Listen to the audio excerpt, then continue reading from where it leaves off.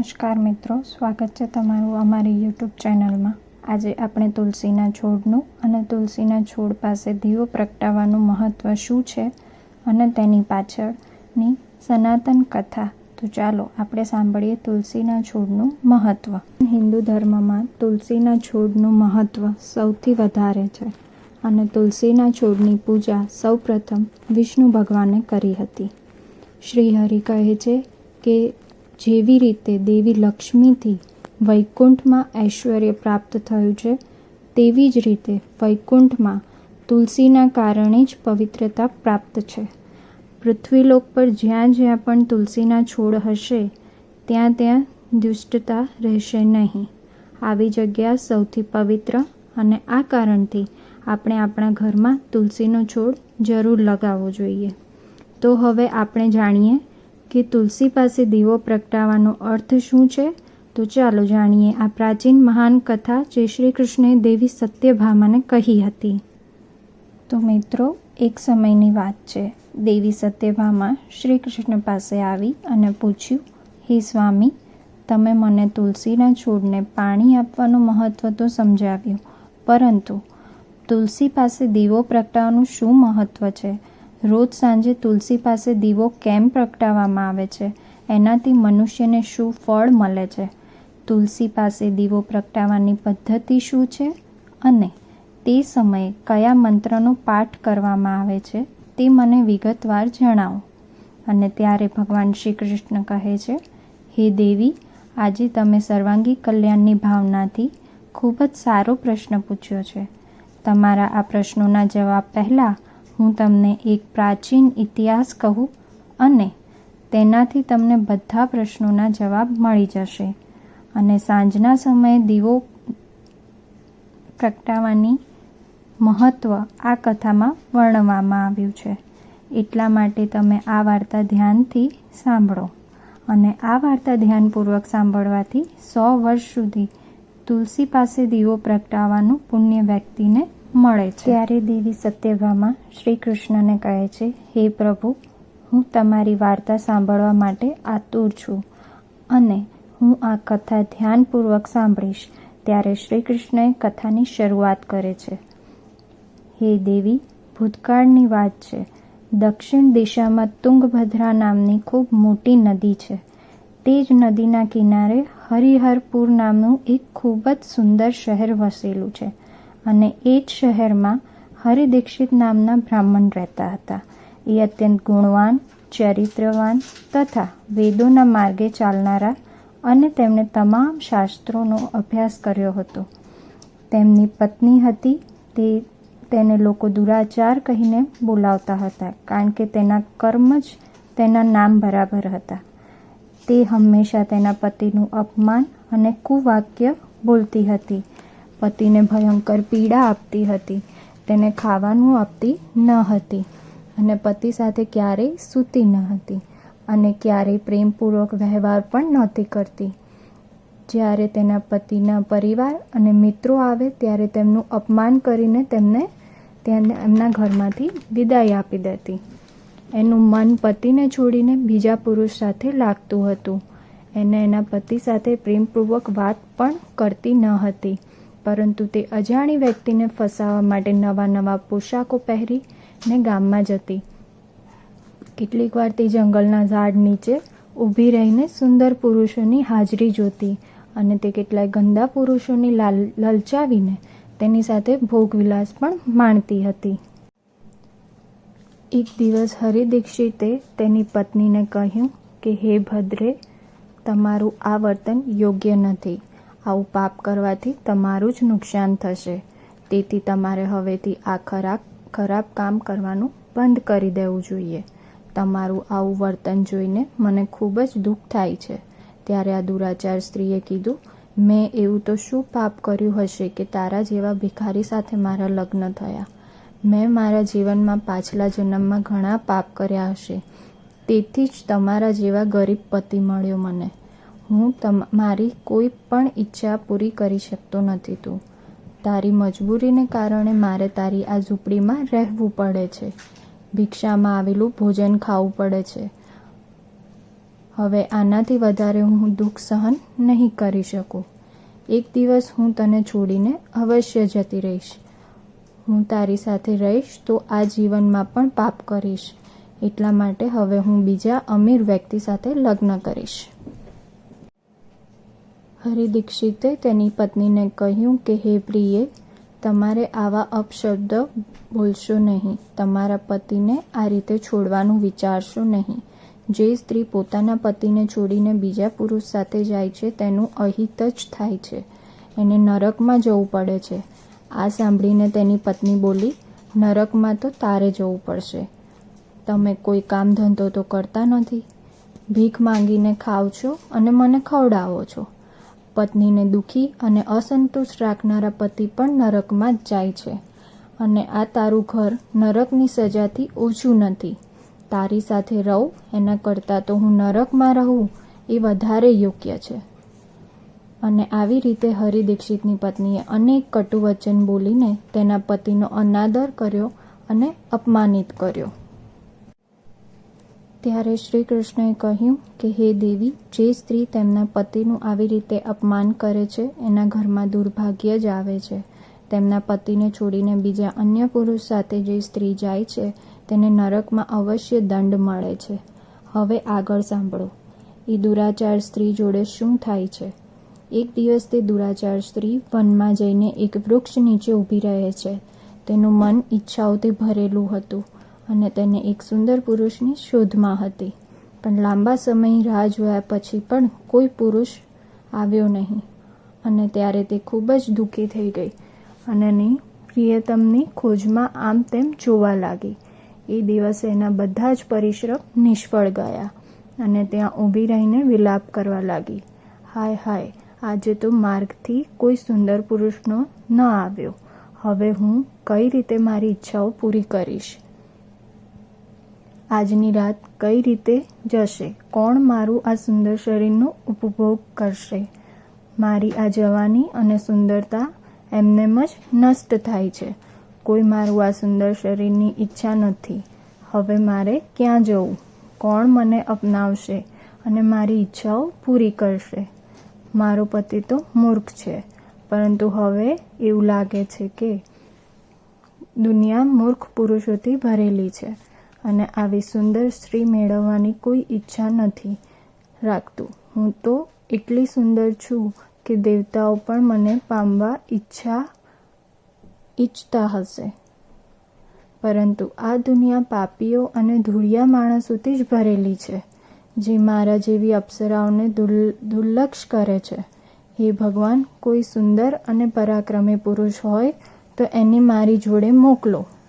ભલે ને પછી મારું ભક્ષણ કરી લે તો પણ હું સ્નેહપૂર્વક તેની જોડે જતી રહીશ. ભગવાન શ્રી કૃષ્ણ કહે છે, હે દેવી, આવી જ રીતે એક સ્ત્રી જોરથી વિલાપ કરવા લાગી અને એ જ જંગલમાં એક વાઘ નિવાસ કરતો હતો. એ પાપી સ્ત્રીનો અવાજ સાંભળી જાગી ગયો અને એની પર ઉછળીને એક સ્ત્રીનું ભક્ષણ કરવા એની નજીક ગયો. એ વાઘનું નામ હતું ધ્વંસક. તેનું રૂપ અત્યંત ભયંકર હતું. તેનું શરીર કાળું અને નારંગી ધારી યુક્ત હતું. જંગલની છાયામાં ભળી જાય અને તેની આંખો અંગારો જેવી લાલ હતી, જે અંધારામાં પણ ચમકતી હતી. તેના તીક્ષ્ણ દાંત બહાર નીકળેલા હતા, જે કોઈ પણ જીવને મારી નાખવા માટે પર્યાપ્ત હતા. એની ગર્જના આખા જંગલમાં સંભળાતી અને બીજા અન્ય જીવ તેની ગર્જનાથી ડરી જતા. ધ્વંસકની લાંબી પૂંછડી એ તાકાતનું પ્રતીક હતું. તેનું પૂરું શરીર શક્તિશાળી માંસપેશીઓથી ભરેલું હતું, જેથી તે એક જ વારમાં શિકાર કરી શકતો હતો. ધ્વંસકનો હેતુ પાપી અને દુષ્ટ લોકોને ખાઈ જવાનો હતો અને તે સ્ત્રી સામે વાઘ આવતા ગભરાઈ ગઈ અને ચીસો પાડવા લાગી. અને તે કંઈ બોલે એ પહેલાં વાઘે એના પંજાથી તેને સ્ત્રીને ઘાયલ કરી નાખી અને તે જમીન પર પડી ગઈ. અને પછી બોલી, અરે વાઘ, તું અહીંયા કેમ આવ્યો છે અને મને કેમ મારે છે?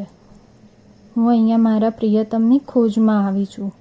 તું મને છોડી દે. મારું ભક્ષણ કરીને તને શું મળશે?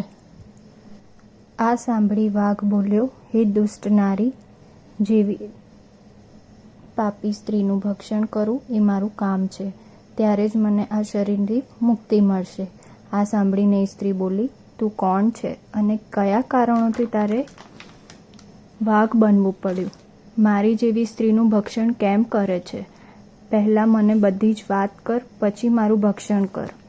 પછી ધ્વંસક નામનો વાઘ કહેવા લાગ્યો કે પાપીની, હું તને મારા પૂર્વજન્મનું વૃત્તાંત સંભળાવું કે કયા કારણથી મારે વાઘ બનવું પડ્યું. પૂર્વકાળમાં દક્ષિણ દેશમાં અમલાબહા નામની એક નદી વહેતી હતી અને તે જ નદીના તટ પર મુનિપર્ણા નામની એક નગરી હતી. આ નગરી સુંદર મંદિરો, શાંત વાતાવરણ અને ધાર્મિક અનુષ્ઠાન માટે પ્રસિદ્ધ હતી. ત્યાં એક બ્રાહ્મણનું પરિવાર રહેતું હતું અને હું એ પરિવારમાં જન્મ્યો હતો. મારું નામ હતું વેદાનંદ અને મારા પિતા એક આદર્શ બ્રાહ્મણ હતા. તે યજ્ઞ, હવન અને ધાર્મિક અનુષ્ઠાનનું પાલન કરતા હતા. હે સ્ત્રી, મેં મારી કિશોરાવસ્થામાં વેદોનું અધ્યયન કર્યું અને યજ્ઞ અને બીજા ઘણા બધા કામમાં પારંગત થઈ ગયો. અને પછી જેમ જેમ હું મોટો થયો તેમ મારા મનમાં ધનલોભ વધવા લાગ્યો. અનેક યજ્ઞનું આયોજન કર્યું, પણ એ યજ્ઞ ધાર્મિક ઉદ્દેશથી નહીં, પરંતુ ધન સંગ્રહ કરવા માટે હું એ પાપી લોકોના પણ યજ્ઞ કરતો, જે ધાર્મિકતાથી ખૂબ જ દૂર હતા, અને એના ઘરનું ભોજન પણ કરતો હતો. મેં ધનના લોભમાં આવીને અનેક ખોટા કામો પણ કર્યા છે. ધર્મમાં માર્ગથી ભટકીને એવા દાનનો સ્વીકાર કર્યો છે જે બ્રાહ્મણે ના લેવું જોઈએ. મારું મન એટલું લોભથી ભરાઈ ગયું હતું કે ઋણ ચૂકવવાના બદલામાં હું ધન લેતો હતો અને પછી હું પાછું ક્યારેય આપતો નહીં. મેં અનેક પ્રકારના છલ અને કપટ કર્યા છે અને આવી જ રીતે પાપો કર્યા અને કેટલાય વર્ષો વીતી ગયા. સમય સાથે મારું શરીર નબળું પડતું ગયું. વાળ સફેદ અને આંખો ધૂંધળી થઈ ગઈ હતી. દાંત પણ પડી ગયા હતા, પરંતુ ધનનો લોભ મારા મનમાંથી ગયો નહીં. હું પાપ કરતો જ રહ્યો અને પછી ફરી હું ધનના લોભમાં નદી કિનારે ગયો અને મેં અન્ય દૂત બ્રાહ્મણ સાથે મળીને લોકોને ઠગ્યા અને જૂઠા મંત્રોનું ઉચ્ચારણ કર્યું અને દેવી દેવતાનું પૂજન કર્યું અને વધારેમાં વધારે ધનલાભ મેળવવા માટે ધર્મના નામે દગો કર્યો. એ દિવસે મેં ઘણું બધું ધન એકત્રિત કર્યું હતું અને એ જ સમયે મારી જોડે એક ભયંકર ઘટના બની. હું એ દિવસે નદીઓના તટ પર બેઠો હતો ત્યારે એક બીમાર અને ભટકતો કૂતરો મારી જોડે આવ્યો અને મેં દુષ્ટતાથી એને ભગાડી દીધો. પરંતુ એ ક્રોધમાં આવીને મને બટકું ભરી ગયો અને હું મૂર્છિત થઈ ગયો અને ત્યાં પડી ગયો અને મારું મૃત્યુ થયું. મારા મૃત્યુ પછી 2 યમદૂત પ્રગટ થયા. તેનું રૂપ ભયંકર હતું. એને મને પકડી અને યમપુરી તરફ લઈ ગયા. યમપુરીમાં મને યમરાજની સામે ઊભો કર્યો. યમરાજે એના દિવ્ય સિંહાસનથી ચિત્રગુપ્તને આદેશ કર્યો અને કહ્યું કે મારા કર્મના લેખાજોખા નક્કી કરે. ચિત્રગુપ્તે એકદમ ગંભીર થઈને બોલ્યા કે હે ધર્મરાજ, આ બ્રાહ્મણનું નામ વેદાનંદ હતું. એને એના જીવનમાં બહુ પાપ કર્યા છે. ધર્મના નામ પર બધાને લૂંટ્યા છે. જૂઠા મંત્રોચ્ચાર કરીને યજ્ઞ કર્યા છે અને ભગવાનનું અપમાન કર્યું છે. ધન લોભની લાલચમાં ધર્મથી દૂર થઈ ગયો છો અને આને કોઈ પણ વખત ધર્મનું પાલન કર્યું નથી અને એટલે જ આ પાપી બ્રાહ્મણ નરકમાં જવાને પાત્ર છે. પછી યમરાજે એના દૂતોને આદેશ આપ્યો કે આને નરકની અગ્નિમાં નાખી દો અને ત્યાં જઈને એના કર્મનું ફળ ભોગવશે. પછી મને નરકની અગ્નિમાં નાખી દીધો. વર્ષો સુધી મેં એ પીડા સહન કરી. મારી આત્માને ભયંકર પીડા સહન કરવી પડી હતી. અનેક વર્ષો પછી મને વાઘનું શરીર પ્રાપ્ત થયું અને હું આ દુર્ગમ વનમાં નિવાસ કરવા લાગ્યો. ધ્વંસકે એની વાર્તા પૂરી કરી અને કીધું કે મારા આ પૂર્વજન્મના પાપો પ્રાયશ્ચિત કરીને મેં સંકલ્પ લીધો છે કે હું ક્યારેય પણ મહાત્મા સાધુ પુરુષ કે સતી સ્ત્રીનું ભક્ષણ નહીં કરું. હું જે પાપીઓ, દુરાચારીઓ અને એવી જ સ્ત્રી કે જેણે પોતાના જીવનમાં અધર્મના રસ્તા ઉપર ચાલે છે અને બીજાને દુઃખ આપે છે મને વિશ્વાસ છે કે આવું કરવાથી મને મારા પાપોથી મુક્તિ મળે અને હું આ શરીરથી જલ્દી મુક્તિ મેળવીશ. શ્રી કૃષ્ણ કહે છે, હે દેવી. આવી જ રીતે તે વાઘે એનો વૃત્તાંત કહી દીધું.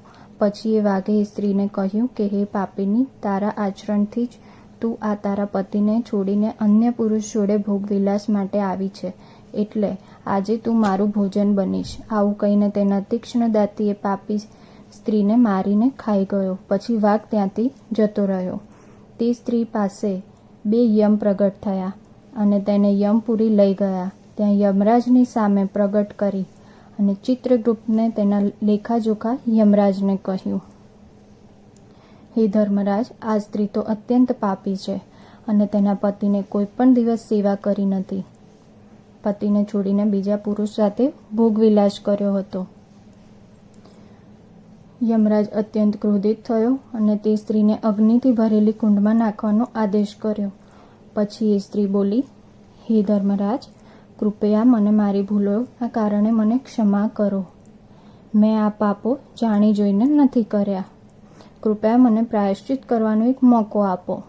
યમરાજે કહ્યું કે તે જે પાપ કર્યું છે તેનું કોઈ પ્રાયશ્ચિત નથી. જે સ્ત્રી પોતાના પતિને છોડીને બીજા પુરુષ સાથે વિહાર કરે છે એને નિશ્ચિત નરકમાં જ જવું પડે છે. એટલે હવે તને નરકની યાતના ભોગવવી પડશે. અલગ અલગ નરકમાં નાખી નરકમાં કષ્ટ ભોગવ્યા. પછી તે પુનઃ પૃથ્વી લોક પર ચાંડાલની રૂપમાં પ્રગટ થઈ. ચાંડાલના ઘરમાં જન્મ ફરીથી લીધો અને તેને અનેક પાપો કર્યા. અનેક પાપી પુરુષો જોડે વિહાર કરવા લાગી.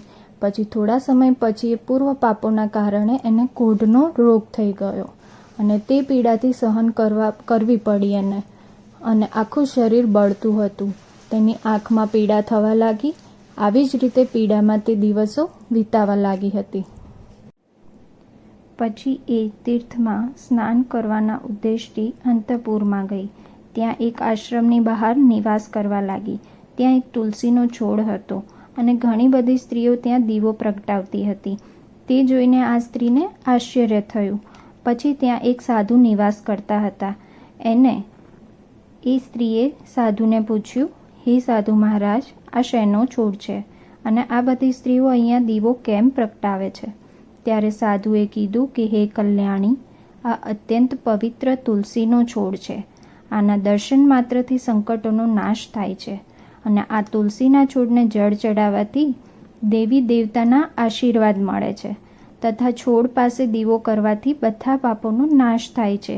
એ વાત સાંભળીને તે સ્ત્રી પ્રસન્ન થઈ ગઈ. પછી એ સ્ત્રીએ સાધુ મહારાજને કીધું કે હે સાધુ મહારાજ, કોઈ પાપી સ્ત્રી આ તુલસીના છોડ પાસે દીવો પ્રગટાવે તો શું એના પાપો નષ્ટ થાય ખરી? ત્યારે સાધુ મહારાજ કહે છે, હે પુત્રી, એ સાચું છે કે કોઈ પણ સ્ત્રીએ ઘોર પાપ કેમ ના કર્યા હોય તો પણ તેના પાપ નષ્ટ થાય છે. પરંતુ હે પુત્રી, તું કોણ છે અને કયા કારણથી આ પ્રશ્ન પૂછે છે? એ સ્ત્રી કહે છે, હે સાધુ મહારાજ, હું એક મહાપાપીની છું. મેં ઘણા બધા પાપો કર્યા છે અને મારા પાપોથી જ મારી આવી દુર્દશા થઈ છે. કૃપયા મને આ પાપોમાંથી મુક્તિ મળે એવો ઉપાય બતાવો. અને સાધુએ કહ્યું, હે પુત્રી, હવે તું દરરોજ તુલસીના છોડને દીવો પ્રગટાવી અને તેનાથી તારા બધા પાપો દૂર થશે. એ સાધુની વાત સાંભળીને એ જ સ્ત્રીએ એ જ કર્યું કે સ્ત્રીએ તુલસીના છોડની પાસે દીવો પ્રગટાવ્યો અને આવી જ રીતે એ સ્ત્રી દરરોજ તુલસીના છોડ પાસે દીવો કરતી. પછી એક દિવસે એ સ્ત્રીને સાંજના સમયે તુલસીના છોડ પાસે દીવો કર્યો અને તરત હૃદય ફાટવાથી તેનું મોત થયું. ફરી યમરાજના દૂતો એ સ્ત્રી પાસે આવ્યા અને સ્ત્રીને પ્રગટ થયા અને ત્યાંથી લઈ ગયા અને દૂત તે પકડીને લઈ જતા હતા. અને તે જ સમયે ભગવાન વિષ્ણુના 2 પાર્ષદ પ્રગટ થયા. એ 2 પાર્ષદો અત્યંત તેજસ્વી હતા. તેમનું રૂપ એટલું મોહક અને દિવ્ય હતું. એ કોઈ પણ જોવે તો તેમનું મન શ્રદ્ધાથી ભરાઈ જાય. એમના ચહેરા પર શાંત મુસ્કાન હતી. એ અપાર કરુણા અને ધ્યાનનું પ્રતીક હતું. તેના વસ્ત્રો રત્નજડિત અને રેશમી હતા માનો વૈકુંઠનું સૌંદર્ય તેના વ્યક્તિત્વમાં હતું. એમના કાનના સુવર્ણ કુંડળથી દિવ્ય સંગીતની ધ્વનિ પ્રગટ થતી હતી અને માથા પર તિલક અને ચમકતી બિંદીથી તે દિવ્યતાનું પ્રતીક હતું. એ બંને વિશાળ કદ અને બલિષ્ઠ હતા. તેમના હાથમાં દિવ્ય ગદા હતી જે ન્યાય અને ધર્મની શક્તિનું પ્રતીક હતું. એ સ્ત્રીને સ્પર્શ મુક્તિના આશ્વાસન આપવા આવ્યા હતા, જેનાથી એના બધા જ પાપો નષ્ટ થાય અને તે સ્વર્ગના અધિકારી બનાવી શકે. એ બંને પાર્ષદે યમના દૂતોને રોક્યા અને કહ્યું, હે યમદૂત, આ સ્ત્રીને છોડી દો. આ સ્ત્રી હવે નરક જવા માટે યોગ્ય નથી. તમે કોના કહેવાથી આ સ્ત્રીને લઈ જવાના છો?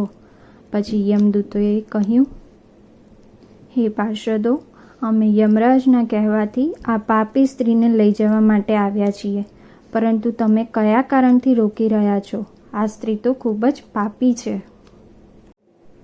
ત્યારે હાસ્ય સાથે પારદર્શે કીધું, યમદૂતો, તમે સત્ય કહો છો, પણ આ સ્ત્રીએ એક એવું પણ પુણ્ય કર્યું છે જેનાથી સમસ્ત પાપનો નાશ કરી શકે છે. તમે જોયું નહીં કે સંધ્યાના સમયે તે તુલસીના છોડ પાસે દીવો પ્રગટાવ્યો છે? યમદૂતે આશ્ચર્યથી પૂછ્યું કે ભાઈ પારદર્શો, શું આ ખાલી તુલસી પાસે દીવો કરવાથી તેના બધા પાપો નષ્ટ થઈ શકે ખરી? ત્યારે બંને પારદર્શોએ યમદૂતોને સમજાવ્યા કે તમે આ વાતને નહીં સમજો, પણ તુલસી ભગવાન વિષ્ણુની પરમ પ્રિય છે અને જે ભક્ત પૂરી શ્રદ્ધાથી તુલસીના છોડની પૂજા કરી એ વિષ્ણુ કૃપાનું પાત્ર બની જાય છે. સંધ્યાના સમયે દીવો પ્રગટાવવાનું પુણ્ય ખૂબ જ વધારે હોય છે. આ ખાલી એના પાપોને નષ્ટ નહીં, પરંતુ સ્વર્ગના અધિકારી પણ બનાવે છે. આ સ્ત્રીએ સાચા હૃદયથી તુલસીની પૂજા કરી છે, એટલે એના બધા પાપો નષ્ટ થઈ ગયા છે. હવે તે નરકમાં જવા માટે યોગ્ય નથી. ત્યારે યમદૂતે હાથ જોડીને કીધું કે હે પારદર્શો, તમે સત્ય કહો છો. અમને આ સ્ત્રીની ભક્તિની કોઈ જાણકારી ન હતી અને આ ભગવાન વિષ્ણુની પ્રિય ભક્ત છે, તો અમે એને નરકમાં કઈ રીતે લઈ જઈ શકીએ? એટલે જ યમદૂતોએ કીધું કે તમે પાછા જતા રહો. આ સ્ત્રીએ તુલસીની પૂજા કરી છે, એટલે તેને વિષ્ણુલોક લઈ જવામાં આવશે. ત્યાં તેનું સ્વાગત થશે અને સ્વર્ગની અધિકારી બની ગઈ છે આ. અને યમદૂતોએ એ સ્ત્રીને લીધા વગર પાછા યમલોક ગયા અને યમરાજને બધી વાર્તા વિસ્તારથી કીધી. પછી બે પાર્ષદો એ સ્ત્રીને દિવ્ય વિમાનમાં બેસાડીને વિષ્ણુલોક લઈ ગયા હતા.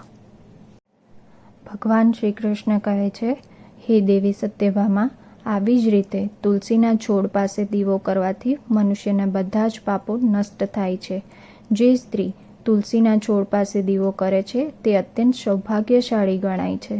તેના પૂર્વજન્મના બધા જ પાપો નષ્ટ થાય છે.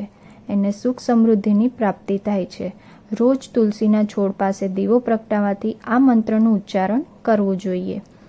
ઓમ તુલસી દિવ્યાચ વિદ્મહે વિષ્ણુ પ્રિયાય ધીમહિ તન્નો વૃંદા પ્રચોદયા. શ્રી કૃષ્ણ કહે છે, હજારો અમૃતના ઘડા વડે સ્નાન કર્યા પછી પણ શ્રી હરિને તુલસીના પાન ચડાવવાથી જેટલો સંતોષ મળે છે તેટલો સંતોષ તેને પાણીથી નથી મળતો. અને મૃત્યુ સમયે મનુષ્યના મુખમાં તુલસી જળ મૂકવામાં આવે છે. તે સંપૂર્ણ પાપોથી મુક્ત થાય છે અને તે શ્રી કૃષ્ણના ધામમાં જાય છે. તુલસી પાસે દીવો કરવાથી અને તેના પ્રકાશથી નકારાત્મક શક્તિઓ દૂર થાય છે અને સકારાત્મક ઉર્જા ફેલાય છે. આધ્યાત્મિક આ માન્યતા છે કે વ્યક્તિ તુલસીની આરતી કરે તો ભગવાન વિષ્ણુનું ધ્યાન સરળ રીતે પ્રાપ્ત થાય છે. સાધકના મનને સ્થિર અને શાંતની તરફ લઈ જાય છે, જેનાથી ધ્યાનમાં એકાગ્રતા વધે છે. તુલસીની પાસે દીવાનું અનુષ્ઠાન સાંજના સમયે કરવું એ અત્યંત શુભ ગણાય છે. એ સમયે દીવો પ્રગટાવીને માતા તુલસીની આરતી કરવામાં આવે છે. ભગવાન વિષ્ણુનું સ્મરણ કરવામાં આવે છે. આવું કરવાથી વિશેષ પુણ્ય પ્રાપ્ત થાય છે. અને તે સમયે દીવો પ્રગટાવીને ઓમ નમો ભગવતે વાસુદેવાય નો જાપ કરવો જોઈએ. આ મંત્ર ઘરની નકારાત્મક ઉર્જાઓ દૂર થાય છે અને ભગવાન વિષ્ણુની કૃપા પ્રાપ્ત થાય છે. તુલસીના છોડ પાસે ઘી અને તેલનો દીવો એ શુભ માનવામાં આવે છે. ઘીનો દીવો અધિક પવિત્ર ગણાય છે અને સંભવ ના હોય તો તલના તેલનો દીવો પણ કરી શકાય છે. અને એવું કહેવાય છે કે જે ભક્ત દરરોજ તુલસી પાસે દીવો કરે છે 7 જન્મનું પુણ્ય મળે છે અને તેને દરિદ્રતાનો સામનો કરવો પડતો નથી. તેમના ઘર પરિવારમાં હંમેશા સુખ શાંતિ ખુશાલી બની રહે છે. ધાર્મિક ગ્રંથોમાં પણ કહેવામાં આવ્યું છે કે તુલસી પાસે દીવો કરવાથી પિતૃદોષ, ગ્રહદોષ અને કાલસર્પ દોષ પણ દૂર થાય છે. આ ઉપાયથી નકારાત્મક ઉર્જાનો નાશ થાય છે, સકારાત્મક ઉર્જાનો સંચાર થાય છે અને આત્માની શુદ્ધિ અને જન્મ જન્માંતરના પાપોનો નાશ થાય છે.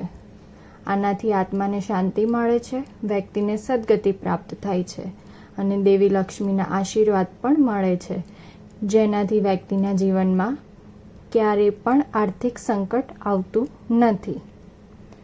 તો દોસ્તો, આવી રીતે ભગવાન શ્રી કૃષ્ણએ તુલસી પાસે દીવો પ્રગટાવવાનું મહત્ત્વ બતાવ્યું. તમને આ કથા કેવી લાગી એ કોમેન્ટ કરીને જરૂર જણાવજો. જય શ્રી કૃષ્ણ, જય મા તુલસી.